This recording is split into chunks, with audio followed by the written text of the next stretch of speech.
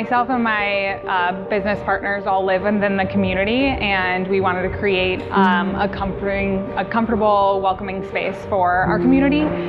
So that's kind of where the congregation started. My background's in food and beverage. I kind of always knew that I wanted to own my own business one day, and this church became available just happenstance, and we're like, why not create it into a welcoming community space for our community? And what better than coffee and cocktails to kind of bring people together.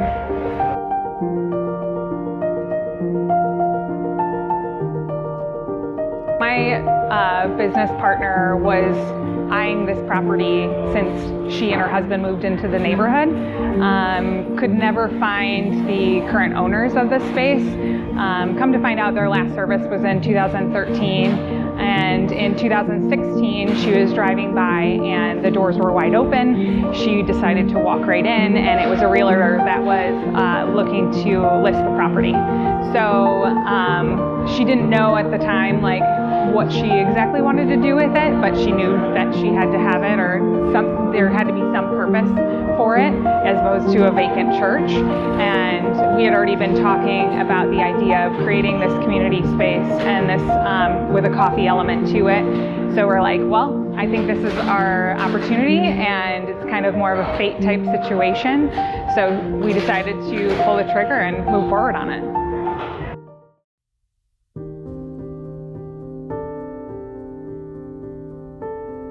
In 2016 is when we officially purchased the building, and of course, being a church, we had to go through a lot of city kind of red tape to get it rezoned, did some tax items, and didn't officially start construction until 2019. So it took us almost 3 years just to get to the construction phase, but during that whole process, we had already been planning business operations funding, architectural drawings, and all of that. And then late summer 2019 is actually when construction began, and we opened in March of 2020.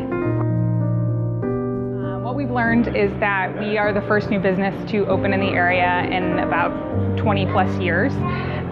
So it was very exciting for most of the community because there's nowhere in this neighborhood to currently walk to. Of course, there's beautiful homes and a lot of families who are always out walking with their children or their dog, but nowhere to ever actually end up as opposed to your front step again. So that was one thing that we've noticed is people wanted to be able to walk somewhere to go, grab a cup of coffee, grab a soda, or just come and hang out and pop open their computer. So it's been a huge positive feedback from our community. This specific area used to be a very bustling retail district, so a lot of mom and pop shops. So it's one thing that people who have lived here in the community for 50, 60 years, they remember it as it used to be, and now we're trying to kind of reignite that and bring some more of those modern day amenities back to the immediate neighborhood.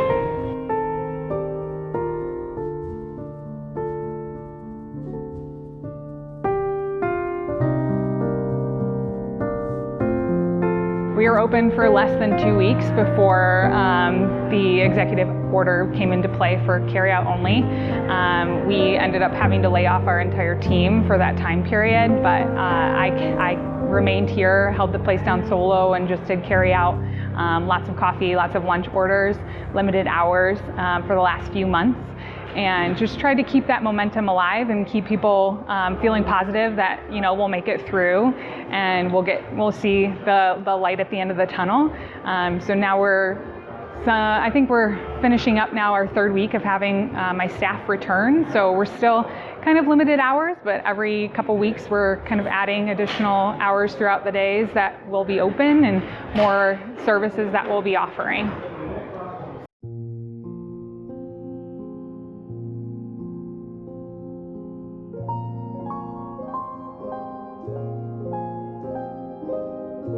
Right now I'm here all the time, so I want to make sure everything is happening the way that I would expect it to. But being that I'm part of the community and we built this for the community, I really take a lot of heart and energy into making it be successful.